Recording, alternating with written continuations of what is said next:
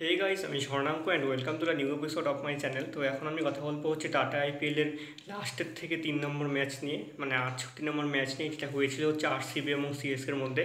এটা একটা সবচেয়ে গুরুত্বপূর্ণ ম্যাচ ছিল, যে কেকেআর, আরআর এবং হায়দ্রাবাদ এসআরএইচ এই তিনটে টিমের পর কোন টিমটা উঠবে প্লে অফসে এবং কারা 4 নম্বরে স্থান পাবে, সিএসকে না আরসিবি।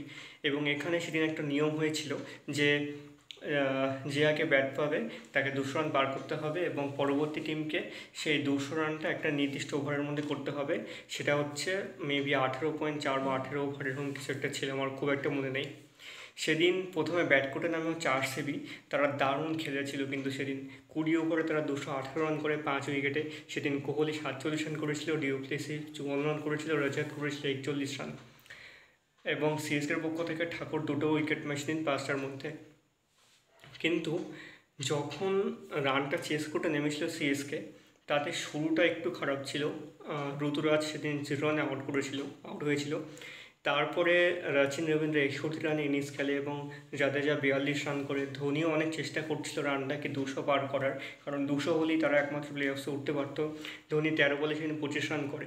কিন্তু ম্যাচটা যেরকম হাড্ডাহাড্ডি শেষের দিকে চলছিল, একদম শেষ বল পর্যন্ত হাড্ডাহাড্ডি পর্যন্তই চলেছিল।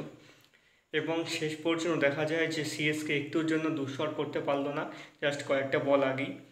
এবং তারা 200 রানও সেদিন আর পার করতে পারেনি একটুর জন্য। 7 উইকেটে তারা 191 রান করে 20 ওভার খেলে। এবং আরসিবি ম্যাচটা 27 রানে জিতে যায় এবং টোটাল 4টা টিম এবার উঠে যায় প্লে অফসে।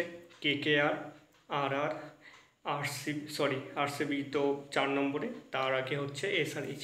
তো এখানে খেলা হলো কোয়ালিফায়ার 1-এ কেকেআর এবং আরআরের মধ্যে, যেটাতে যে জিতবে সেই তো সোজা ফাইনালে যাবে, এবং যে হারবে সে খেলবে হচ্ছে কোয়ালিফায়ার 2-তে।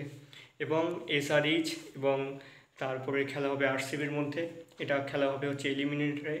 যে হারবে সে সোজা পরাজয়, এবং যে জিতবে সে কোয়ালিফায়ার 2-তে, কোয়ালিফায়ার 1-এ যে হেরেছিল তার সাথে খেলে যে জিতবে সে ফাইনালে যাবে।